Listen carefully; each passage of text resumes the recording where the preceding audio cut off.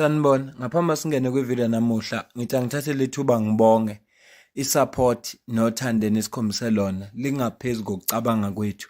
Siyacela niqhubeke nisupporte njalo ngokubuka amavideo ethu, ungakhohlwa ukukhomenta, ushare, ulike. Siyafisa ukuzwa umbono wakho. Sicela ke singene kwivideo namuhla.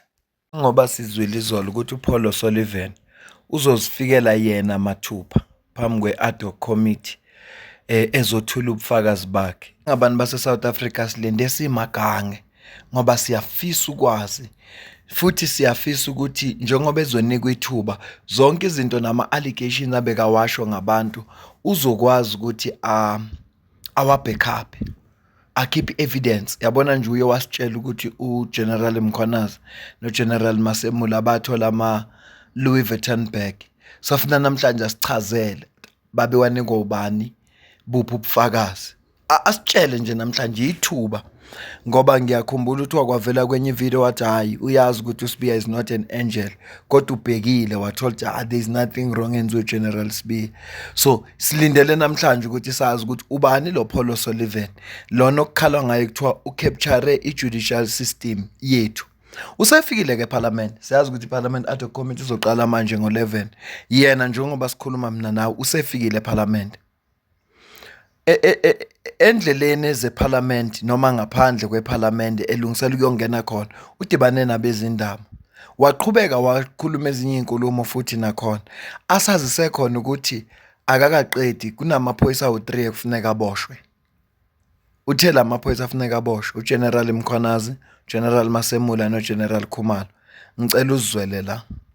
Well, whatever happens, happens, you know. The rogue elements in the police, I think, are a problem that have been in the country for more than, let's say, 20 years. You know, if I go back to Jackie Celebi, I mean, I spent the last 25 years, I counted it, actually the night before last.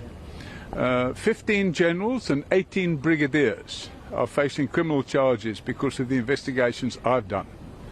And now we have a couple of rogue generals like Khumalo, Mkhwanazi, Masemola. The three of them, the gang of three, they all belong in prison. And hopefully, after I've given my evidence, they will start seeing that.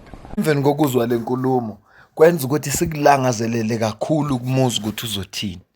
Njengoba ethi le 3 le they belong in prison. So kufanele ke asitshele sizozibonela nathi ukuthi vele they belong in prison. Ngoba phela uzositshela. Kodwa ke umuntu owenza kanje uyangethusa, yake yathi enye indoda izolithola naye ithuba. Yake yasho njalo enye indoda athi naye izolithola ithuba. Futhi izothi mayitholile ithuba kuzokhala amadoda.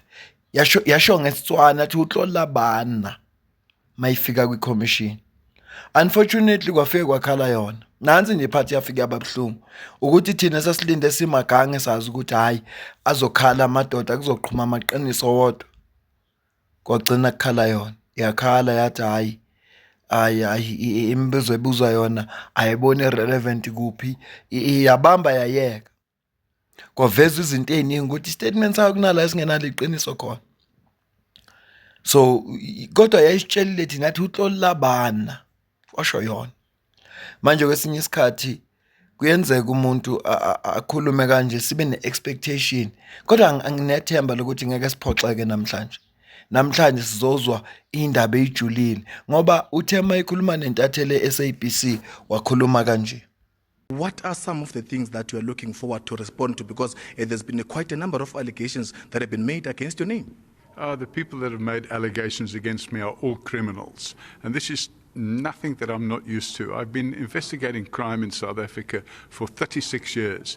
In that period, I think I put between 12 and 15 generals into the criminal justice system and 18 brigadiers.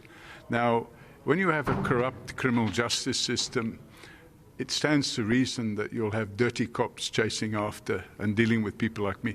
You know, I just want to cast our minds back 10 years ago when I went after the second chief of police that I went after, which was Pashlani. During that period, I was arrested multiple times. My staff were kidnapped. My offices were raided several times. I was held in jail and tortured for 3 days. I was yanked off a plane on my way to London with 2 minor children and assaulted in front of my 2 minor children. And here we are 10 years later, and we have some of those rogues coming back and repeating the same rubbish that they made 10 years ago. And I'm not putting up with this. I'm going to be giving the truth now. Using the term criminals, it's not the first time you are using this term, and also you have alleged that some members of this committee are criminals. Are you still maintaining that view, and also are you going to say this before the committee?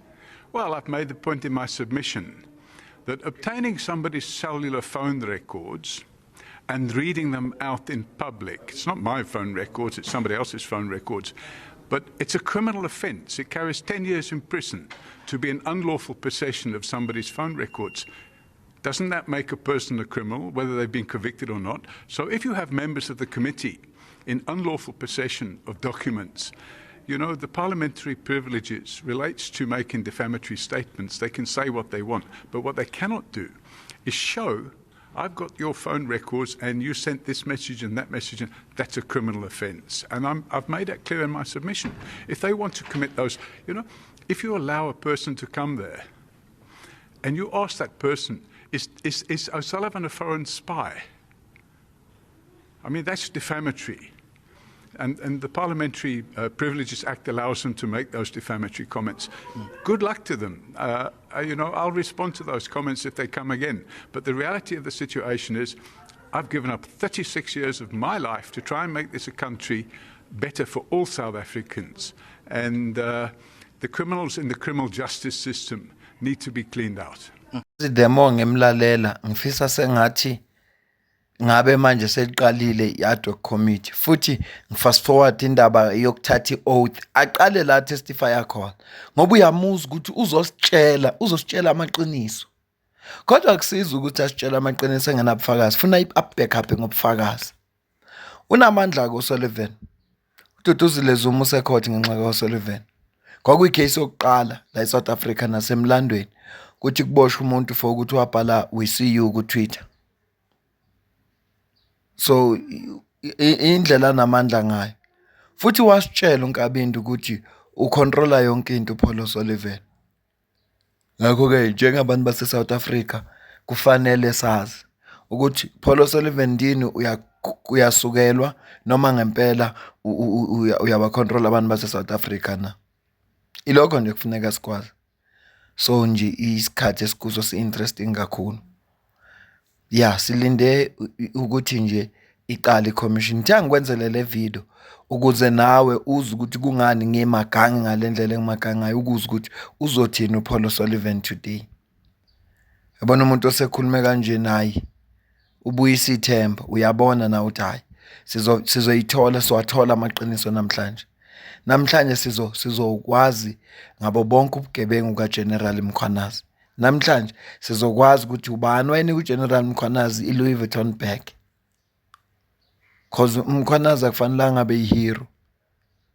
Ya uma ekwazi ukuphuma yena akhulume ngabanye nathi sifuna abantu abanjengo Paul O'Sullivan abazositshela iqiniso ukuze simazi kangcono lo Mkhwanazi singamazi ukuthi beka member special task force wabo acting national commissioner ulwana obugebengu kodwa afuna sazi ukuthi hayi nayo isigebengu nabo ubufakazi ubulethile uPaul O'Sullivan njengokusho kwakhe uyachaza ke nanokuthi kungani abiza ama members of parliament ngegebengu. So asilinde nje sizi ukuthi kuthiwani angibambe le video mina nabe sesidibana ke video landelayo ngiyabonga.